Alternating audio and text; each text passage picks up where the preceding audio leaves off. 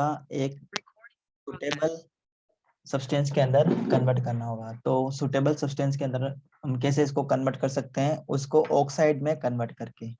जो भी हमारे पास में कंसंट्रेट हो रहे उसको हम क्या करेंगे, उसको हम ऑक्साइड में कन्वर्ट करेंगे।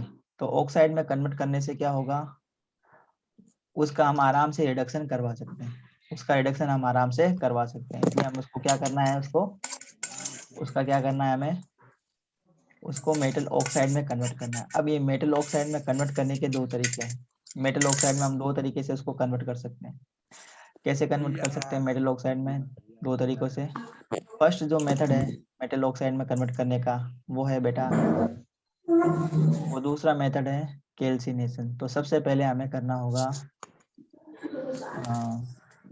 जो भी कंसंट्रेट हो रहे हैं उसको हम क्या करना होगा, उसको ऑक्साइड में कन्वर्ट करेंगे। और ऑक्साइड में कन्वर्ट करने के बाद में उसको हम क्या करेंगे, सबसे पहले जो हमें कंसंट्रेट और मिली है उसको हम क्या करेंगे, उसको ऑक्साइड में कन्वर्ट करेंगे। बात समझ रहे हो? जो हमें कंसंट्रेट और मिली है उसको हम क्या करेंगे, सबसे पहले मेटल ऑक्साइड में कन्वर्ट करेंगे। जो हमें कंसंट्रेट और मिला है उसको मेटल ऑक्साइड में कन्वर्ट करेंगे। और उसके बाद में हम क्या करेंगे, उसके बाद उस मेटल ऑक्साइड को हम उसका रिडक्शन करवाएंगे। तो रिडक्शन कराने से भी हमें क्या मिल जाएगा, रिडक्शन कराने से हमें मेटल मिलेगी। जब हम मेटल ऑक्साइड का रिडक्शन करवाएंगे तो हमें मेटल मिल जाएगी। बात समझ में आ रही है बच्चों आप लोगों को? बात समझ में आ रही है ना?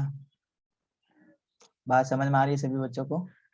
ठीक है। अगर आप चैट बॉक्स में लिख के बताओ बेटा, चैट बॉक्स में भी लिखो, चैट बॉक्स का यूज करो आप। चैट बॉक्स का यूज करेंगे और लिख के बताएंगे आप लोगों को समझ में आया क्या। ठीक है बेटा, चैट बॉक्स का यूज करेंगे और लिख के बताएंगे आपको क्या समझ में आया। तो कंसंट्रेट ओर को सबसे पहले हम करेंगे मेटल ऑक्साइड में कन्वर्ट। तो मेटल ऑक्साइड में कन्वर्ट करना है कंसंट्रेट ओर को, दो मेथड से हम उसको मेटल ऑक्साइड में कन्वर्ट कर सकते हैं। पहला मेथड है उसको ऑक्सीजन से रिएक्ट करवा के हम जो कंसंट्रेट ओर है उसको मेटल ऑक्साइड में कन्वर्ट कर सकते हैं।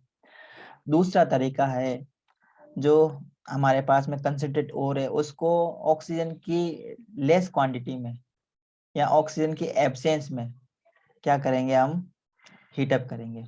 तो जब ऑक्सीजन की एब्सेंस में हीटअप करते हैं तो उस प्रोसेस को हम बोलते हैं कैल्सिनेशन। और जब कंसंट्रेट और को ऑक्सीजन के प्रेजेंस में जब हम हीटअप करते हैं उसके मेल्टिंग पॉइंट से कम, तो उस प्रोसेस को हम बोलते हैं रोस्टिंग। तो दो मेथड है, रोस्टिंग एंड कैल्सिनेशन। रोस्टिंग और कैल्सिनेशन के हेल्प से हम क्या कर सकते हैं, कंसंट्रेट और को मेटल ऑक्साइड में कन्वर्ट कर सकते हैं। बात समझ में आ रही है? तो सबसे पहले हम सीखेंगे रोस्टिंग क्या होती है। तो रोस्टिंग में हमने बताया था, रोस्टिंग में क्या करते हैं, मेटल जो भी कंसंट्रेट मेटल होती है, जो भी हमें कंसंट्रेट मेटल मिलती है उसको हम क्या करते हैं, उसको हम ऑक्सीजन की प्रेजेंस में गर्म करते हैं। और गर्म कितना करना है, उसके मेल्टिंग पॉइंट से कम, उससे मेल्टिंग पॉइंट से कम टेम्परेचर पर उसको गर्म करना होता है। तो किस में कन्वर्ट होता है, वो मेटल ऑक्साइड में कन्वर्ट होता है। तो यही लिखा बेटा, देखो कन्वर्जन टू ऑक्साइड्स। तो किसको ऑक्साइड में कन्वर्ट करना है, कंसंट्रेट और को मेटल ऑक्साइड के अंदर कन्वर्ट करना है। तो कैसे करेंगे, देखो ध्यान से देखेंगे। तो जैसे एक ये ऑक्साइड दे रखा है, आयरन का ऑक्साइड है Fe2O3.XH2O। ये हेमेटाइट हो सकता है या फिर ये मैग्नेटाइट हो सकता है। तो जब हम इसको गर्म करते हैं ऑक्सीजन की प्रेजेंस में या ऑक्सीजन की एब्सेंस में, ये जो प्रोसेस है देखो बेटा क्या लिखा हुआ, कैल्सिनेशन। और कैल्सिनेशन में हम क्या करते हैं, मेटल के जो भी और हमें मिलता है, ऑब्टेन होता है कंसंट्रेट करने के बाद में, उस कंसंट्रेट और को हम ऑक्सीजन की एब्सेंस में या लिमिटेड सप्लाई ऑफ ऑक्सीजन में हम क्या करते हैं, गर्म करते हैं मेल्टिंग पॉइंट से कम। तो वो किस में कन्वर्ट हो जाता है, उसके ऑक्साइड्स में कन्वर्ट हो जाता है। तो यहाँ पे देखेंगे आप, आयरन ऑक्साइड के साथ में XH2O वाटर लगा है, इसको गर्म करते हैं तो ये आयरन ऑक्साइड और वाटर में, ये वाटर जो इम्प्योरिटीज है ये रिमूव हो जाती है।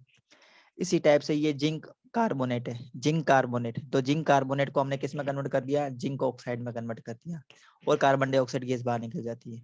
इसी टाइप से CaCO3.MgCO3, ये जो और है, इसको हमने क्या किया, गर्म किया। गर्म करने से कैल्शियम ऑक्साइड और मैग्नीशियम ऑक्साइड, ये जो दो चीजें हैं ये अलग हो गई।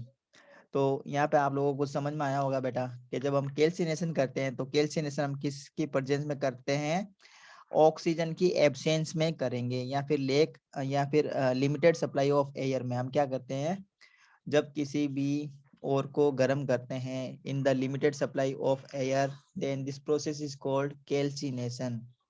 उस प्रोसेस को हम क्या बोलते हैं, कैल्सिनेशन। बात समझ में आ रही है बच्चों, बात समझ में आ गई। ये जो फॉर्मूला लिखा है CaCO3.MgCO3, MgCO3, ये जो फॉर्मूला है इसे हम बोलते हैं डोलोमाइट। क्या कहते हैं, डोलोमाइट। ये Fe2O3.XH2O, ये क्या है फॉर्मूला, ये दो के फॉर्मूले हो सकते हैं, या तो ये आयरन का और हेमेटाइट हो सकता है, या फिर ये क्या हो सकता है, मैग्नेटाइट हो सकता है। ZnCO3 जिंक कार्बोनेट है। एक और बात आप ध्यान देंगे, जो कैल्सिनेशन प्रोसेस है ये हम करते हैं कार्बोनेट ओर के लिए। कार्बोनेट और ऐसे और जिसके अंदर वाटर की इम्प्योरिटीज हो, हाइड्रोक्साइड, हाइड्रोक्सिल या वाटर के ऐसे मॉलिक्यूल जिसमें और के अंदर पानी की इम्प्योरिटीज हो। जैसे ये मॉलिक्यूल देखो आप, Fe2O3.XH2O, आपको दिख रहा होगा। इस ओर के अंदर पानी की इम्प्योरिटीज है, तो ऐसे ओर को ऑक्साइड में कन्वर्ट करने के लिए हम क्या करेंगे, मेथड कैल्सिनेशन मेथड एडॉप्ट करेंगे। इसी टाइप से अगर हमारे पास में और कैसा है, कार्बोनेट और है। कार्बोनेट और का मतलब हम कैसे समझेंगे, कैसे हम कार्बोनेट और को आइडेंटिफाई करेंगे। अगर किसी भी मॉलिक्यूल में CO3 जुड़ा हुआ है तो वो कौन सा और होगा बेटा, कार्बोनेट और होगा। जैसे CO3, ZnCO3, जिंक कार्बोनेट, ये क्या है, कार्बोनेट और है। तो इसका हमें क्या करना होगा बेटा, कैल्सिनेशन करना होगा। और कैल्सिनेशन हम किस में करते हैं बेटा, इन the limited supply of air. इसी टाइप से ये नीचे दिया हुआ CaCO3.MgCO3, ये डोलोमाइट है। जब इसको हम गर्म करेंगे इसके मेल्टिंग पॉइंट से कम, तो किस में कन्वर्ट हो जाएगा, ये कैल्शियम ऑक्साइड में कन्वर्ट हो जाएगा। इसका मतलब जो ओर है वो किस में कन्वर्ट हो गया, वो मेटल ऑक्साइड में कन्वर्ट हो गया। तो कैल्सिनेशन प्रोसेस आप लोगों को समझ में आ चुका होगा बच्चों। सेकंड जो मेथड है कन्वर्जन का, कंसंट्रेट ओर को उसके ऑक्साइड में कन्वर्ट करने का जो सेकंड मेथड है उसे हम बोलते हैं रोस्टिंग। तो रोस्टिंग से भी हम क्या कर सकते हैं, कंसंट्रेट ओर को उसके मेटल के ऑक्साइड में कन्वर्ट कर सकते हैं। तो रोस्टिंग हम किसके लिए करते हैं, सबसे पहले तो आप ये समझेंगे, रोस्टिंग हम करते हैं ऑक्सीजन की परचेंस में। रोस्टिंग हम किस में करते हैं बेटा, ऑक्सीजन की परचेंस में किया जाता है रोस्टिंग प्रोसेस। ठीक है, बात समझ में आ रही है। ऐसे और इनको हम क्या करेंगे, एक बेशमर रिएक्टर होता है उसके अंदर हम उसको गर्म करते हैं, और कितना गर्म करते हैं, उसके मेल्टिंग पॉइंट से कम। तो जो कंसंट्रेट और है वो किस में कन्वर्ट हो जाता है, मेटल के ऑक्साइड में कन्वर्ट हो जाता है, सबसे बड़ी बात। ठीक है, ये किस टाइप के ओर के लिए करेंगे, हम सल्फाइड ओर के लिए हम क्या करते हैं बेटा, रोस्टिंग प्रोसेस एडॉप्ट करते हैं। रोस्टिंग में हम क्या करते हैं, कंसंट्रेट ओर को ऑक्सीजन की एक्सिस में गर्म किया जाता है उसके मेल्टिंग पॉइंट से कम। जैसे मान लो कोई भी, जैसे हमारे पास में कॉपर है और कॉपर का सपोज मेल्टिंग पॉइंट है 1200 डिग्री सेल्सियस। एक मैंने एग्जांपल दिया बेटा कॉपर, जिसका सपोज मेल्टिंग पॉइंट कितना बताया मैंने, 1200 डिग्री सेल्सियस। तो रोस्टिंग प्रोसेस में उस मेटल का जो ओर है हमारे पास में कॉपर पायराइटिज, उसको हम क्या करेंगे, ऑक्सीजन की प्रेजेंस में गर्म करेंगे। और कितना गर्म करेंगे, मेल्टिंग पॉइंट जो है इस मेटल का 1200 डिग्री सेल्सियस, उससे कम टेम्परेचर पर उसको गर्म करेंगे, और ऑक्सीजन की एक्सिस में उसको गर्म करेंगे। जब हम मेटल ये जो भी और होता है कंसंट्रेट और, जो वो उसको ऑक्सीजन की प्रेजेंस में गर्म करते हैं तो वो अपने ऑक्साइड के अंदर कन्वर्ट हो जाता है। जैसे यहाँ पे आप देखेंगे ये सारे के सारे सल्फाइड और है। जैसे कौन कौन से देखो, ZnS, ZnS का मतलब जिंक सल्फाइड, उसको ऑक्सीजन की प्रेजेंस में गर्म करेंगे, किस में कन्वर्ट हो जाएगा, ZnO में। ZnS क्या होता है, गैलेना होता है। ZnS क्या है बेटा, गैलेना। PbS, ये लेड सल्फाइड, ये जिंक ब्लेड है। ZnS क्या है, जिंक ब्लेड है। और PbS क्या है, गैलेना है। Cu2S कॉपर ग्लांस है। इन सबको जब हम ऑक्सीजन की परचेंस में गर्म करते हैं तो ये अपने रेस्पेक्टिव ऑक्साइड के अंदर कन्वर्ट हो जाते हैं। ZnS किस में कन्वर्ट हो गया, जिंक ऑक्साइड में। PbS किस में कन्वर्ट हो गया, PbO में। और क्यूप्रिक सल्फाइड Cu2S, ये किस में कन्वर्ट हो गया, क्यूप्रिक ऑक्साइड में कन्वर्ट हो गया। और साथ में कौन सी गैस बाहर निकल जाती है बच्चों, सल्फर डाइऑक्साइड गैस बाहर निकलेगी। तो ये बात आपको ध्यान देनी है। रोस्टिंग प्रोसेस करते हैं ऑक्सीजन की प्रेजेंस में, कैल्सिनेशन करते हैं ऑक्सीजन की एब्सेंस में। रोस्टिंग और कैल्सिनेशन दोनों में एक चीज कॉमन क्या है, दोनों में ओर को उसके ऑक्साइड के अंदर कन्वर्ट किया जाता है, और उस दोनों में सिमिलरिटी क्या है, दोनों में ओर को उसके मेल्टिंग पॉइंट से कम टेम्परेचर पर गर्म किया जाता है। बात समझ में आ गई बच्चों? हाँ, अब ये जो कैल्सिनेशन है और रोस्टिंग है वो किस टाइप की भट्टी में किया जाता है, तो ये देखो फर्नेंस बताया है, इसको हम बोलते हैं रिवर्बरेटरी फर्नेंस। तो रिवर्बरेटरी फर्नेंस के अंदर ये प्रोसेस किया जाता है, कौन सा, कैल्सिनेशन और रोस्टिंग का जो प्रोसेस है किस में किया जाएगा, रिवर्बरेटरी फर्नेंस में किया जाएगा। तो ये जो यहाँ पे ये जो एयर वेंट लिखे, ये एयर वेंट है, ये जो आपको दिख रहे हैं नीचे यहाँ पे, ये क्या है, ये एयर वेंट है, एयर एंड ऑयल पास करने के लिए। और यहाँ पे ये इस जगह पे यहाँ पे क्या होगा बेटा, यहाँ पे चार्ज डालने की जगह हो गई, फ्यूल होगा यहाँ पे, और फिर यहाँ पे क्या होगा, ये बर्न होगा। और किसकी प्रेजेंस में बर्न होगा ये, तो यहाँ पे ऑक्सीजन की प्रेजेंस में भी बर्न हो सकता है। ये देखो चार्ज ऊपर, यहाँ पे चार्ज ऊपर का मतलब क्या है, यहाँ से हम चार्ज डालेंगे। अब चार्ज क्या है हमारे पास में, जो हमारे पास में कंसंट्रेट और है ना, उसी को हम क्या बोलते हैं बेटा, चार्ज बोलते हैं। ठीक है, उसी को हम क्या बोलते हैं, चार्ज बोलते हैं। और इसमें एयर को बाहर निकलने के लिए जगह भी होती है। तो जो भी एयर है, मतलब अगर कार्बन डाइऑक्साइड की इम्प्योरिटीज है, कार्बन डाइऑक्साइड की इम्प्योरिटीज किस में होगी बेटा, कार्बन डाइऑक्साइड की इम्प्योरिटीज किस में निकलेगी, ऐसा और जो कैसा हो, कार्बोनेट और हो, और वो कार्बोनेट और को हम क्या करेंगे, उसको ऑक्सीजन की एब्सेंस में गर्म करेंगे। उसको ऑक्सीजन की एब्सेंस में गर्म करना पड़ेगा, तो उसका हमें क्या करना होगा, कैल्सिनेशन करना होगा। अगर कार्बोनेट और है तो उसका करवाएंगे कैल्सिनेशन, अगर हाइड्रोक्साइड वाला और है तो उसका हम करवाएंगे कैल्सिनेशन, अगर सल्फाइड का कोई और है तो उसका हम क्या करवाएंगे, रोस्टिंग करवाएंगे। तो ये मेथड आप लोगों को अच्छे से समझ में आ चुके होंगे।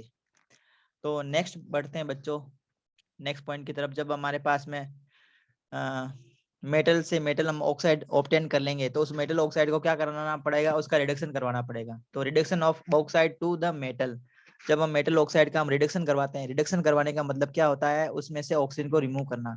तो उसको ऑक्सीजन से रिमूव करें, कैसे करेंगे, मेटल ऑक्साइड मतलब एम, मान लो कोई भी एक मेटल है, जैसे मैग्नीशियम है या कैल्शियम है, तो कैल्शियम का जो ऑक्साइड होगा वो क्या होगा, कैल्शियम ऑक्साइड होगा। इसी टाइप से मैग्नीशियम है तो मैग्नीशियम का मेटल ऑक्साइड क्या होगा, मैग्नीशियम ऑक्साइड होगा। इसी टाइप से एल्यूमिनियम है तो एल्यूमिनियम का उसका ऑक्साइड क्या होगा, एल्यूमिना होगा, Al2O3। इसी टाइप से अगर आयरन है तो आयरन का ऑक्साइड कौन सा होगा, Fe2O3 हो सकता है, Fe2O4 हो सकता है। ठीक है, अब इसको हम हमें क्या करवाना है बच्चों, इसका हमें करवाना होगा रिडक्शन। तो रिडक्शन हम करवाते हैं कोक की प्रेजेंस में। कोक का मतलब होता है कार्बन, कार्बन की प्योरेस्ट फॉर्म को हम क्या बोलते हैं, कोक कहते हैं। तो उसके प्रेजेंस में हम उसको गर्म करते हैं। तो इसके साथ में जब भी रिएक्ट करेगा तो जो ऑक्सीजन है मेटल ऑक्साइड के अंदर, जो ऑक्सीजन है वो क्या हो जाएगी, रिमूव हो जाएगी, और वो किस में रिड्यूस हो जाएगा, वो मेटल में रिड्यूस हो जाएगा। तो यही बेटा सारा लिखा हुआ है अभी हमने जो बताया आप लोगों को। Reduction of the metal oxides usually involve heating it with some substance acting as a reducing agent. अब रिड्यूसिंग एजेंट की प्रेजेंस में हम क्या करवाते हैं, मेटल ऑक्साइड को रिड्यूस करवाते हैं। जब भी रिडक्शन की बात आती है तो हमें क्या चाहिए बेटा, हमें एक रिड्यूसिंग एजेंट की रिक्वायरमेंट होती है।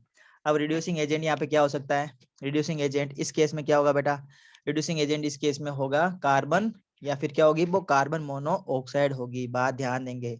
अब ये कार्बन का मतलब जो सी है ना, सी यहाँ पे कौन सा कार्बन होगा, ये एक सब्सटेंस लेंगे, काले कलर का एक सब्सटेंस होता है जिसे हम बोलते हैं कोक। क्या कहते हैं बेटा, कोक। कोक जो होता है वो कार्बन की प्योरेस्ट फॉर्म होती है।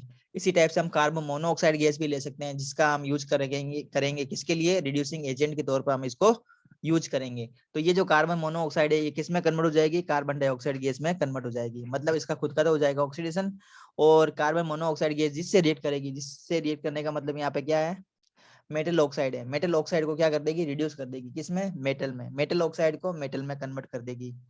मेटल ऑक्साइड को किस में कन्वर्ट कर देगी बेटा, मेटल में। बात समझ में आ रही है। अब रिड्यूसिंग एजेंट अभी हमने बता दिया, कार्बन मोनोऑक्साइड हो सकती है या फिर कार्बन हो सकती है। ये क्या करेंगे, ये कंबाइन करेंगे ऑक्सीजन से, और oxygen of the metal oxide, ये सारा लिखा हुआ अभी हमने इसको आपको एक्सप्लेन कर दिया। Some metal oxides get reduce easily while other are very difficult to reduce. तो कुछ जो मेटल ऑक्साइड्स है ना वो आराम से रिड्यूस हो जाते हैं, और कुछ जो है मेटल ऑक्साइड वो बहुत ही ज्यादा डिफिकल्टी से रिड्यूस हो पाते हैं। तो कौन से मेटल आराम से रिड्यूस हो जाएंगे, कौन से मेटल रिड्यूस नहीं हो पाएंगे, उसको हम कैसे समझेंगे, एक इलेक्ट्रोकेमिकल सीरीज से और एक मेटलर्जी के प्रिंसिपल है उसके बेसिस पर हम इसको समझेंगे। ठीक है, in case heating is required to understand the variation of the temperature requirement of the thermal reduction. तो अब ये तो थर्मल रिडक्शन का मतलब क्या होता है, पायरोमेटलर्जी। एक्चुअल में ये पायरोमेटलर्जी क्या है, pyrometallurgy is the conversion of metal oxide into metal. आप लिख सकते हैं बच्चों, conversion of metal oxide into metal is called pyrology। conversion of metal oxide into metal is called pyrology। तो पायरोलॉजी क्या है, मेटल ऑक्साइड को किस में कन्वर्ट करना बेटा, मेटल ऑक्साइड को किस में कन्वर्ट करना, मेटल में कन्वर्ट करना। इसी प्रोसेस को हम क्या बोलते हैं, पायरोलॉजी कहते हैं। क्या कहते हैं हम इसको, पायरोलॉजी कहते हैं। तो बात समझ में आई होगी बच्चा, जितनी अभी मैंने बताई है आप लोगों को समझ में आ चुका होगा। समझ में आया ना बच्चों। ब्लास्ट फर्नेस, ठीक है। तो in the blast furnace reduction of the iron oxides take place in the different different temperature range. अलग अलग टेम्परेचर रेंज पे उसका क्या होता है बेटा, रिडक्शन होता जाता है। तो ये ब्लास्ट फर्नेस क्या होता है, अभी हम इसको डायग्राम में देखेंगे। Hot air is blow from the bottom of the furnace and coke is burn to give temperature up to 2200 kelvin, 2200 kelvin temperature के ऊपर वो क्या होता है, गर्म होता है।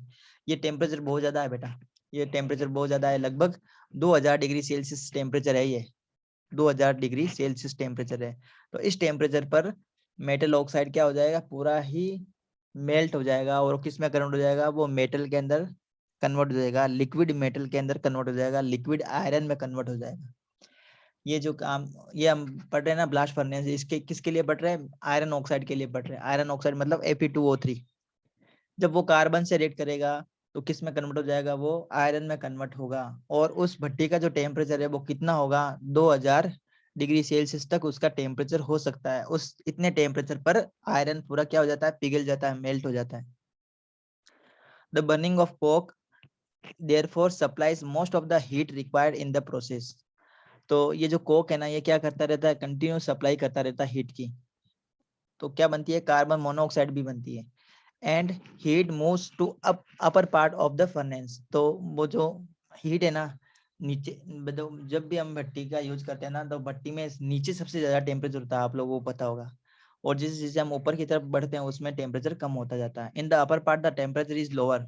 तो आपको पता ही है, सिंपल मेथड है। भट्टी में नीचे की साइड में क्या होगा, टेम्परेचर हमेशा ज्यादा होगा, और जैसे जैसे ऊपर की तरफ बढ़ते हैं वैसे वैसे वहां पर टेम्परेचर कम हो जाता है। एंड आयरन ऑक्साइड Fe2O3 हो या फिर Fe3O4 हो। Fe2O3 कौन सा है, हेमेटाइट। Fe3O4 क्या होता है, ये मैग्नेटाइट होता है, ठीक है।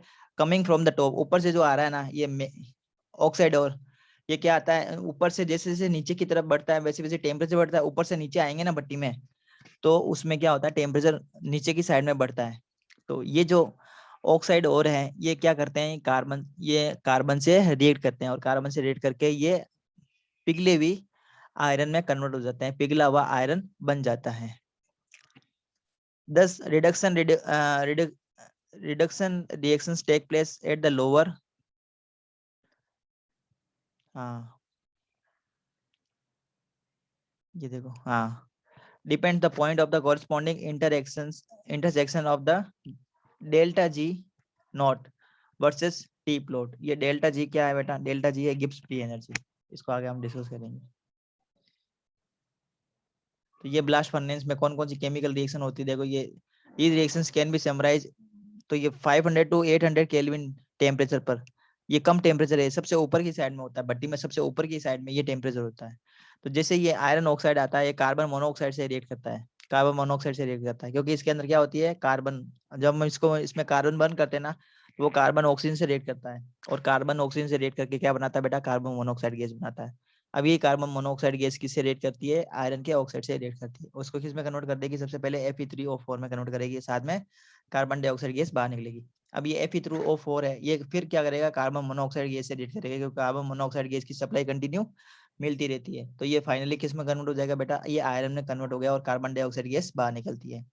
तो इस टाइप से ये प्रोसेस चलता रहता है, जैसे जैसे ऊपर से नीचे आता है। अब देखो ये जो 90 टू 1500 केल्विन टेम्परेचर, ये हायर टेम्परेचर है। ऊपर वाला जो टेम्परेचर है वो लो टेम्परेचर, जैसे ऊपर से नीचे की तरफ बढ़ते हैं तो टेम्परेचर बढ़ता रहता है। तो यहाँ पे भी क्या होता है, ये जो कार्बन है ना, कार्बन कार्बन डाइऑक्साइड गैस से रिएक्ट करता है, और उसको कार्बन मोनोऑक्साइड गैस में कन्वर्ट कर देता है। अब ये जो कार्बन मोनोऑक्साइड गैस है, FeO अगर कुछ बचा हुआ है, ऊपर वाले प्रोसेस में जो आपने देखा था अभी 500 टू 800 केल्विन टेम्परेचर पर, इसमें अगर कोई भी FeO बच जाता है, जैसे इसमें देखो थर्ड रिएक्शन में FeO अभी तक बना हुआ है, अब ये FeO जो बना हुआ है ना आयरन ऑक्साइड, ये क्या करेगा, ये कार्बन मोनोऑक्साइड से रिएक्ट कर लेगा और कार्बन मोनोऑक्साइड से रिएक्ट करके इसको फाइनली किस में कन्वर्ट कर देगा, आयरन में कन्वर्ट कर देगा और कार्बन डाइऑक्साइड गैस बाहर निकलेगी। यहाँ तक समझ में आ गया सभी बच्चों को? हाँ, अब देखो ये ब्लास्ट फर्नेस की स्ट्रक्चर क्या है और किस टाइप से ये काम करती है। तो limestone is also decompose to calcium oxide. अगर लाइमस्टोन है, लाइमस्टोन का मतलब है कैल्शियम कार्बोनेट, वो किस में डिकम्पोज हो जाएगा, कैल्शियम ऑक्साइड में, which move silicate impurities to the iron as a slag. तो इसमें क्या होती है बेटा, अगर उसमें कोई भी इम्प्योरिटीज, जैसे इसमें इम्प्योरिटीज होती है जनरली कैल्शियम कार्बोनेट की। कैल्शियम कार्बोनेट क्या होता है, एक बेसिक सब्सटेंस होता है, कैल्शियम कार्बोनेट बेसिक है। तो इसके लिए हम क्या करते हैं, इसको रिमूव करने के लिए इसके साथ में एक फ्लक्स ऐड करते हैं। फ्लक्स का मतलब होता है एक ऐसा सब्सटेंस जो क्या करता है, स्लैग से रिएक्ट करता है। अब ये स्लैग क्या होता है और फ्लक्स क्या होता है, स्लैग होता है बेटा इम्प्योरिटीज, जो भी मेटल ऑक्साइड के साथ में इम्प्योरिटी जाती है ना, मेटल ऑक्साइड के साथ में जो इम्प्योरिटी जाती है उसको हम बोलते हैं स्लैग। और उसको रिमूव करने के लिए हम क्या ऐड करना पड़ता है, उसमें फ्लक्स ऐड करना पड़ता है, फ्लक्स FLUX फ्लक्स ऐड करना पड़ता है। अभी जो फ्लक्स है ना, ये दो टाइप के हो सकते हैं, ये एसिडिक फ्लक्स हो सकता है या फिर ये क्या हो सकता है, ये बेसिक फ्लक्स हो सकता है। कौन कौन सा हो सकता है बेटा, ये टाइप ऑफ फ्लक्स कौन कौन से हो सकते हैं, एसिडिक फ्लक्स और बेसिक फ्लक्स।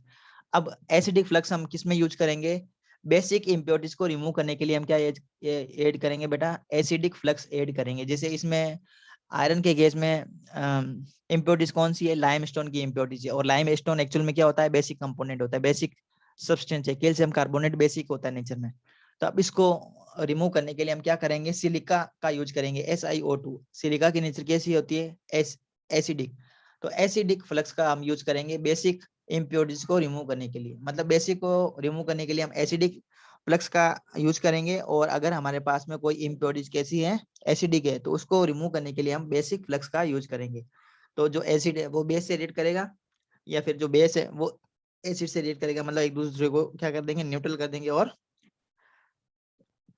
इम्प्योरिटीज के फॉर्म में वो बाहर निकल जाएंगे। The iron obtain from the blast furnace. तो उसके बाद में क्या बन जाएगा, देखो ये जो फ्लक्स है ना, इससे स्लैग से इससे रिएक्ट करके इम्प्योरिटी से रिएक्ट करके क्या बना देता है, स्लैग बना देता है। The slag is in molten state and separate out from the iron. तो ये स्लैग के फॉर्म में ये इम्प्योरिटीज है वो बाहर निकल जाएगी, ठीक है। The iron obtain from the blast furnace obtain about 4% carbon. अभी भी इसमें क्या होती है बेटा, ब्लास्ट फर्नेस से जो भी आयरन हमें मिलता है उसमें सिर्फ 4% अभी भी कार्बन की इम्प्योरिटीज रह जाती है। And many impurities in similar amount, smaller amount में कुछ इम्प्योरिटीज भी रह जाती है, जैसे सल्फर की है, फास्फोरस की है, सिलिका की है और सिलिकन की है और मैंगनीज की है। This is known as the pig iron. इसको हम क्या बोलते हैं बेटा, पिग आयरन बोलते हैं। इसमें सिर्फ क्या होता है, 96% मेटल होती है और 4 से 5% क्या होती है, इसमें इम्प्योरिटीज होती है। 95 टू 96% प्योर आयरन होगा और बाकी 4 से 5% इसमें क्या होगी बेटा, इम्प्योरिटीज होगी। ऐसे आयरन को हम क्या बोलते हैं बेटा, पिग आयरन बोलते हैं। And cast into the variety of the shape. तो हम इसको क्या करते हैं, अलग अलग शेप में इसको कन्वर्ट कर देते हैं। फिर ये जो कास्ट आयरन या जो पिग आयरन है हमारे पास में, cast iron is different from the pig iron as it is made by melting pig iron with the scrap iron and coke using hot air blast।